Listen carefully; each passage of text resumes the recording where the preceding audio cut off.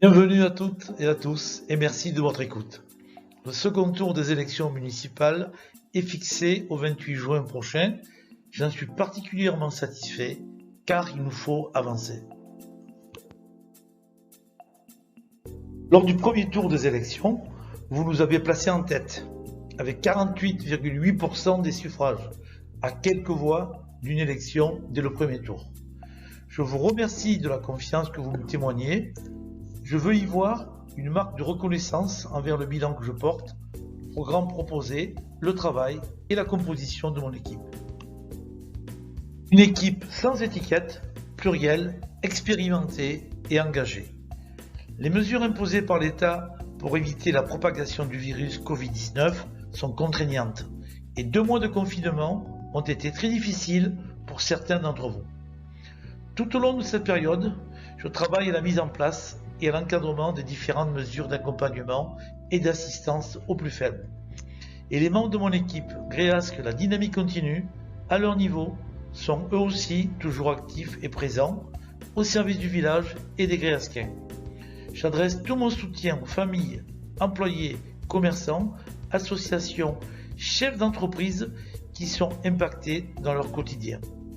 Je rends hommage à tous les élus, les personnels municipaux, les bénévoles qui s'organisent autour de moi pour également assurer de nombreux services. Je veille à prendre les mesures les plus justes possibles pour nos enfants, nos aînés, nos familles et afin que notre économie locale survive au mieux à cette crise. La période actuelle met clairement en évidence le caractère incontournable de l'action publique locale. Côté économique, nos artisans, nos auto-entrepreneurs, nos commerçants, nos entreprises ont souffert et l'importance de la proximité a pris tout son sens. Côté social, un regain de solidarité a pu être observé. Les dons aux associations se sont multipliés et de nouveaux liens entre personnes se sont tissés. Côté nature, le tableau déclenché par la crise sanitaire a eu de quoi faire rêver. Baisse des pollutions, chants d'oiseaux et sorties d'animaux, meilleur comportement de consommation, démontrant que le développement durable est une nécessité. Conjuguer modernisation et écologie est une responsabilité quotidienne. Notre forêt est le poumon du village. J'ai souhaité que la mairie en fasse une nouvelle acquisition de 19 hectares afin de la protéger et de la rendre inconstructible contre le mitage immobilier qui avait été autorisé par le passé. De même, je veille à ce que les travaux menés sur la commune le soient dans le respect de nos patrimoines. Ce n'est pas le coronavirus qui va changer à lui seul, ni nos modèles de production et de consommation, ni nos comportements quotidiens.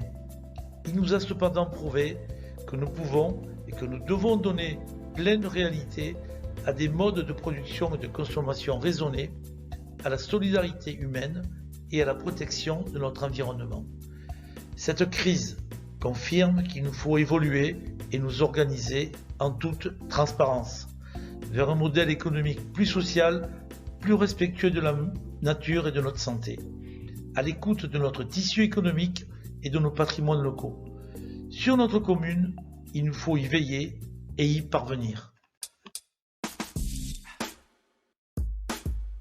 Il est primordial que le programme ambitieux et novateur proposé par l'équipe Gréasque La Dynamique Continue puisse démarrer pour notre village et pour le bien de tous. Notre brochure programme de 12 pages, transmise aux Gréasquiens avant le premier tour du 15 mars, montrait que nous connaissions l'importance de tels enjeux et que nous voyions juste sur les projets à mener pour notre commune. Nous étions convaincus, nous sommes plus que jamais convaincus qu'un développement réellement durable passe par le devoir de transparence qui est le nôtre envers les Gréasquéens, la nécessité de préserver tous les services et commerces de proximité qui seuls permettront à notre commune de vivre ensemble dans un souci de solidarité. Vous avez été nombreux à venir en parler avec nous lors des réunions publiques des 12 février et des 6 et 13 mars. Nous vous invitons à relire notre programme. Vous pouvez le retrouver sur notre site internet ou nous le demander. Nous vous en faisons ici un résumé enrichi de nos réflexions sur la période actuelle.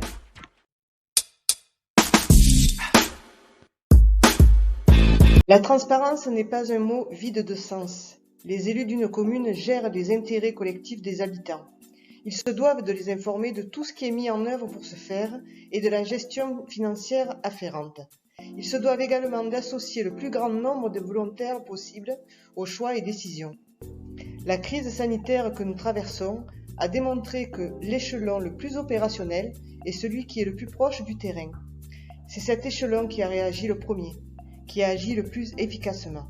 Dans une commune, c'est le maire qui a été opérationnel. Le rôle du maire a été multiple. Protéger les personnes, puis assurer la gestion globale de la crise. À Gréasque, Michel Ruiz a été sur tous les fronts, à tous les niveaux.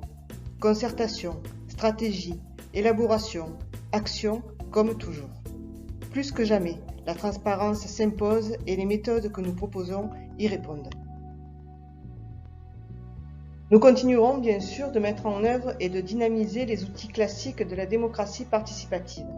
Commission, réunions publiques, consultations directes, délégués de quartier. Et ceci auprès de tous. Les personnels municipaux, les bénévoles, associatifs, les habitants.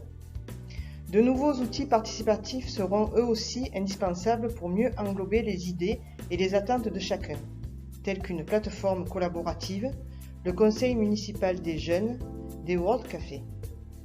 En parallèle, nous souhaitons vous faciliter l'accès à l'information, être attentifs à vos attentes et besoins, et veiller à l'impact environnemental de la gestion administrative et de la communication, par notamment des bornes interactives et des newsletters. Nous réfléchirons ensemble à ce que nos délégués de quartier composent un conseil des sages intégré à la cellule de crise. Une dizaine d'habitants qui veillent au respect de la politique participative et en seront les ambassadeurs. Et un temps citoyen en introduction de chaque conseil municipal assurera le relais et le suivi donné concernant vos doléances. Notre objectif ? Parce que nous croyons en la loyauté et la confiance, tous acteurs pour le devenir de notre village, des élus au service de l'intérêt collectif. Il s'agira de faire vivre la démocratie participative et faciliter la communication.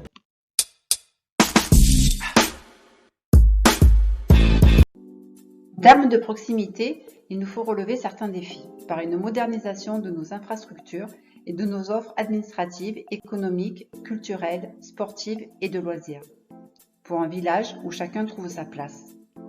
Le confinement nous a isolés, mais paradoxalement, il nous a également rapprochés. Il nous a privés de liens sociaux directs, de vie culturelle et sportive, mais la vie reprend. Il nous faut appuyer et soutenir la créativité, parfaire nos infrastructures sportives, culturelles et de loisirs et faire battre le cœur du village. L'espace municipal des arts en sera un exemple, un lieu alternatif intégré à notre château où se succéderont différentes expositions artistiques. Un lieu de rencontre où l'on pourra déguster les produits des commerçants du village tout en profitant de la terrasse avec vue Sainte-Victoire.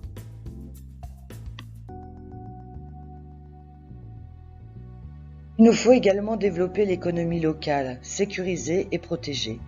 C'est maintenant qu'il faut entrer de plein pied dans l'ère de l'économie locale et circulaire.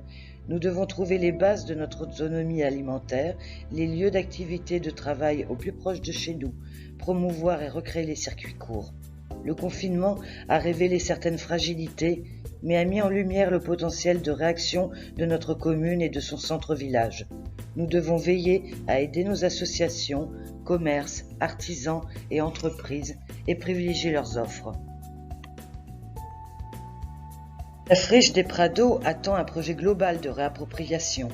Ce vaste ensemble est en quasi-totalité propriété de la commune. Outre le projet d'une permanence médicale, nous y proposons aussi l'installation d'un village créatif qui abritera les créations et productions locales, sans concurrence avec l'offre commerciale déjà existante sur le village. Notre objectif ?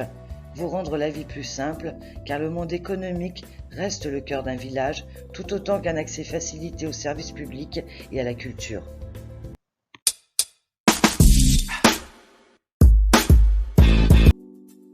La solidarité, c'est l'équité des chances pour habiter, vivre et travailler sur notre territoire.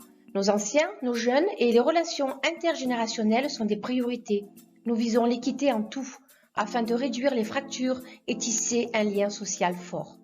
La politique en faveur des logements sociaux et de l'accès au logement à nos administrés continuera pour répondre à la demande, être en conformité avec les lois et ne pas alourdir nos impôts. Elle continuera, comme elle a commencé, de façon raisonnée. L'accompagnement quotidien des plus faibles découle de notre volonté d'éviter l'isolement et nécessite de promouvoir la mobilité et l'emploi local. Nos jeunes et nos aînés ont besoin d'accompagnement ainsi que d'espaces dédiés, de sorties, d'animation et de services à leur image. La crise a montré un renforcement des actions de solidarité. Ces actions sont d'autant plus rapides, importantes et ciblées qu'il existe déjà un tissu relationnel fiable et solide, immédiatement mobilisable. C'est là une des bases incontournables de la résilience. Il faut que cette solidarité soit préexistante et il nous faut la maintenir active. De nombreuses actions de solidarité d'urgence ont ainsi pu être mises en place immédiatement. Dons alimentaires et de produits d'hygiène et d'entretien au secours populaire. Dispositifs associatifs, des masques pour Gréasque entre le comité des fêtes, le syndicat d'initiative et Chiffons et Merveilles. Livraison de courses à nos aînés, accueil des plus jeunes et soutien au personnel soignant, appel quotidien des plus vulnérables. Et, en parallèle de l'existant, il est nécessaire de parfaire encore une réelle organisation de crise et un système d'échange local au travers duquel nous pourrons donner, acheter, vendre, échanger et proposer services ou aides. Notre objectif, renforcer la solidarité parce que c'est collectivement que nous avancerons sans laisser se creuser les écarts.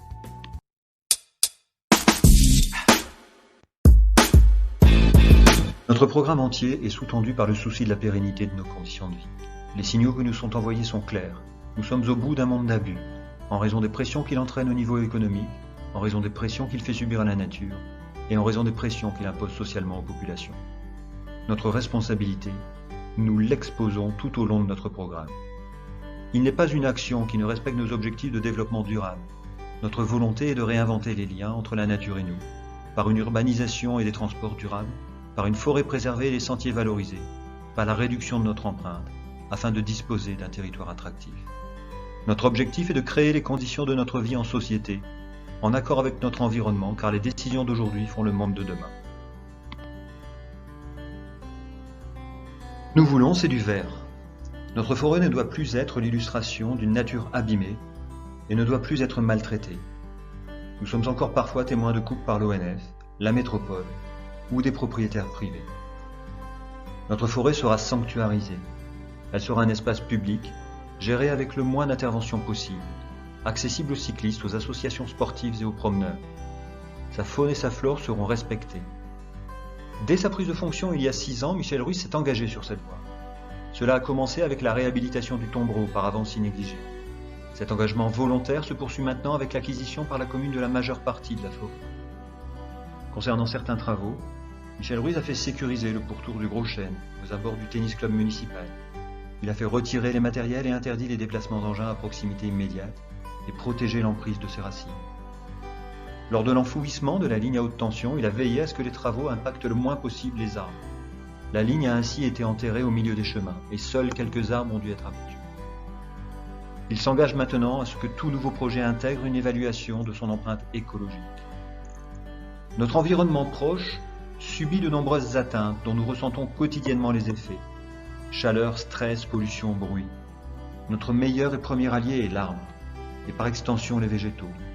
Notre programme prévoit des plantations paysagères pour lutter contre la sensation de chaleur et de pollution le long des grands axes, participatives pour aider les volontaires à rendre leurs façades et trottoirs plus attrayants, stratégiques pour soutenir la biodiversité et les pollinisateurs, gourmandes avec l'aide à l'installation d'un maraîcher bio, sans oublier les points d'eau, comme le tombereau et la volonté de créer des zones de biodiversité et de calme dans la forêt. Verset Gréasque montrera à tous ce qu'un village engagé et conscient de son avenir est capable de faire. L'artificialisation des échanges, des productions, des relations a montré non seulement ses limites, mais d'abord ses dangers. Tout ce qui précède participe à réduire notre empreinte écologique, à procéder à des économies financières et à favoriser l'humain. il nous faut développer 2 points essentiels. Le développement durable, élément liant de notre programme, est appelé à être la trajectoire de nos sociétés pour affronter les crises futures. Celle du Covid-19 n'est pas la crise, mais n'est qu'une manifestation de notre rapport à la nature en général, face à la faune et à la flore, mais aussi de la manière économique et financière que nous avons d'appréhender le monde. Elle nous rappelle à quel point nous sommes dépendants de notre environnement. Le développement durable doit également être au centre de nos gestes quotidiens.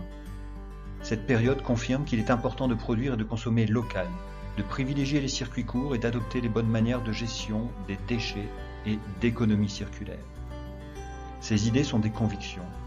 Elles ont été confortées et ont permis aux maires et aux membres de la liste Gréasc la dynamique continue de réagir immédiatement puis d'agir uniquement pour notre bien commun.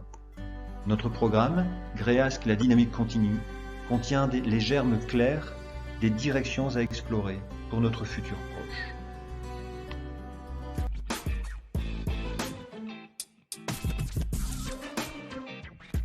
Nous voulons de vous présenter les grandes lignes de notre programme. Le 28 juin, donnez-vous les moyens d'y parvenir. Nous avons besoin de vous. Nous avons besoin de tous les Gréasquiennes et de tous les Gréasquiens. Le 28 juin prochain, notre programme ambitieux et novateur pour le village sera possible grâce à vous, car vous l'aurez décidé et vous aurez choisi que la dynamique continue. Merci de votre confiance. N'hésitez pas à consulter le site internet, la chaîne YouTube ou encore la page Facebook Gréasc la dynamique continue. N'hésitez pas à nous poser vos questions par mail, lors de nos permanences en centre-village ou par téléphone au 06 46 73 52 42. À bientôt.